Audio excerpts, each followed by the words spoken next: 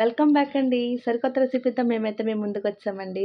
ఇవాళ మన ముందుకైతే బీట్రూట్‌ని ఈ విధంగా పీల్ తీసేసుకొని చక్రాల్లాగా సర్కిల్‌లో అయితే కట్ చేసి తీసుకొచ్చారు. సో, దీంతో మనం ఏం చేయబోతున్నామో చూసేద్దాం.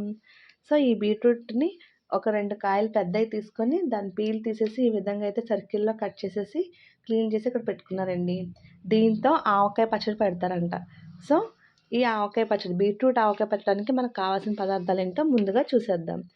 ఆవపిండండి, 2 స్పూన్ల ఆవపిండి, కొంచెం మెంతిపిండండి, అలానే కొంచెం మెంతులు, గుప్పెడు తొక్క తీసి పెట్టుకున్న వెల్లుల్లి గుడ్లు, అలానే తొక్కతో కొంచెం కచ్చాపిచ్చగా కొట్టుకున్న వెల్లుల్లిపాయ గుడ్లు, అలానే ఉప్పండి, కళ్ళుప్పుని ఈ విధంగా పొడించేసి పెట్టుకున్నాం అనమాట. 3 నిమ్మకాయల రసం అండి ఇది. అలానే పచ్చికారం, పచ్చడి కలుపుకోవడానికి కారం, మనకి వేరుశనగ నూనె. ఈ నూనె ఉంటేనే పచ్చడికి ఎమ్మీ టేస్ట్ అనేది వస్తుందన్నమాట. సో, ఇప్పుడు ప్రాసెస్లోకి వెళ్ళిపోవచ్చు. అలానే పచ్చడి అంతా కలిపేసుకున్నాక పోపు పెట్టుకోవడానికి అయితే ఎండుమిర్చి, కరివేపాకు, ఆవాలతోటి పోపు సిద్ధం చేసుకుందాం. సో, ముందుగా ప్రాసెస్లోకి వెళ్ళే ముందు స్టవ్ అయితే వెలిగించుకొని ప్యాన్ పెట్టుకొని ఏదైతే వేరుశనగ నూనె తీసుకున్నామో ఆ నూనె అయితే ఈ ప్యాన్లో వేసుకోవాలండి. వేసుకున్న తర్వాత ఇందులో పోపు దినుసులు చెప్పుకున్నాం కదా, ముందు పోపు అయితే పెట్టేసుకుంటున్నాం. సో, ఆవాలు అయితే వేసేసుకోవాలి.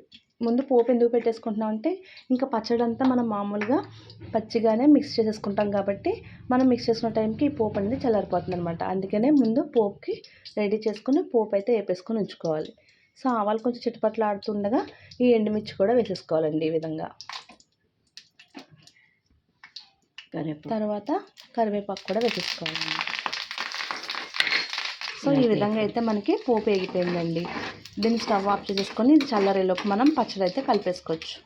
ముందుగా ఒక స్టీల్ బౌల్ అయితే తీసుకొని మనం కట్ చేసి పెట్టుకున్న బీట్రూట్ ముక్కలు వేసేసి అందులో ఏదైతే ఆయిల్ తీసుకున్నామో ఆయిల్ వేయాలండి. ఈ విధంగా ఆయిల్ అయితే వేసేసుకోవాలి.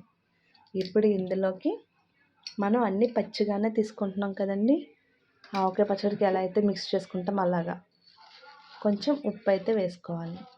ఇది కళ్ళుప్పు కదండి, సో అందుకే మనకు అలా బరగ్గా ఉందన్నమాట.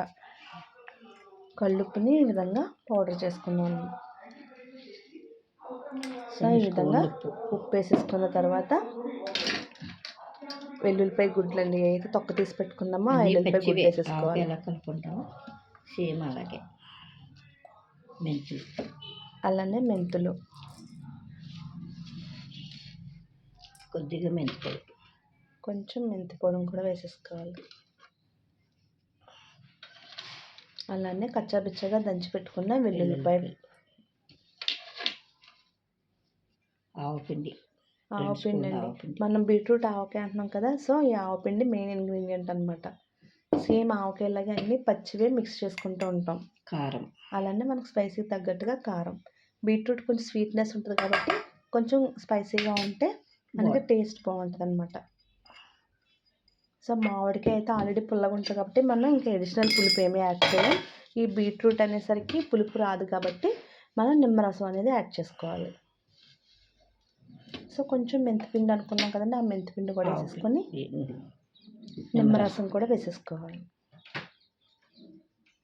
సో, ఇప్పుడు ఈ నిమ్మరసంతో మనం మొత్తం అంతా మిక్స్ చేసుకోవాలి. ఈ విధంగా మొత్తం అంతా ముక్కలకి ఉప్పు, కారం, మసాలా ఇవన్నీ పట్టేలాగా అయితే బాగా మిక్స్ చేసేసుకోవాలన్నమాట. మనం బీట్రూట్ని తాటగా అయితే కోసుకోవాలండి, ఇలా అంటే రేకులాగా, ఎందుకంటే ఆ పులుపు పడద్దు అనమాట. సో 3 days అయితే కనుక పచ్చడి ఇంకా బాగా టేస్ట్ అయితే ఊరిపోయి బాగుంటుంది. వెంటనే కూడా తినొచ్చు, ఎందుకంటే వీటిని చాలా సన్నగా కట్ చేసుకుంటాం కాబట్టి బీట్రూట్ పీసెస్, సో పులుపు అనేది దానికి పడుతుంది అనమాట. సో మన పచ్చడి అయితే రెడీ అయిపోతుందండి.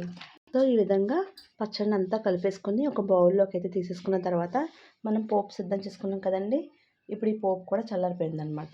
ఈ పోపుని ఈ బీట్రూట్ ఆవకాయ పచ్చడిలో వేసేసుకున్నట్టయితే, మనం ఆవకాయ పచ్చడికి అయితే ఏ పోపు వేసుకోము, ఇది బీట్రూట్ వెజిటేబుల్ కాబట్టి ఇలా పోపు వేసుకుంటే కరివేపాకుతోటి ఇది వేపేసిందే కాబట్టి మనకి నిల్వ ఉంటుందండి.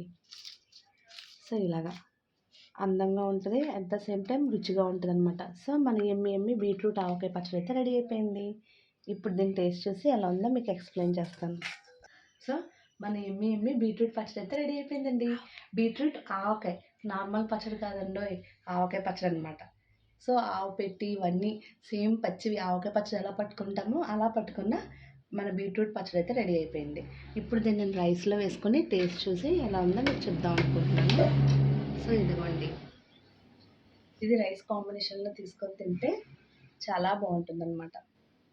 సో ఈ విధంగా మనం ఏదైతే సన్నగా తరుముకున్నామో రౌండ్గా చక్కెరలాగా బీట్రూట్, దీనికైతే చక్కగా పులుపు అన్నీ పట్టి బాగుంటుందండి ఈ ఆవకాయ. ఎప్పుడు నార్మల్గా మామిడికాయతోనే కాకుండా ఇలా వెజిటేబుల్స్తో కూడా ఆవకాయ పచ్చడి పెట్టుకుంటే సూపర్ ఉంటుంది. ఏవైతే మనం వెల్లుల్లిపాయ గుడ్లు అవి వేసుకున్నామో, పోపు కోసం వేసుకున్న కరివేపాకు, ఇవన్నీ కూడా స్మాష్ చేసుకొని దీంతో పాటు తిన్నట్టయితే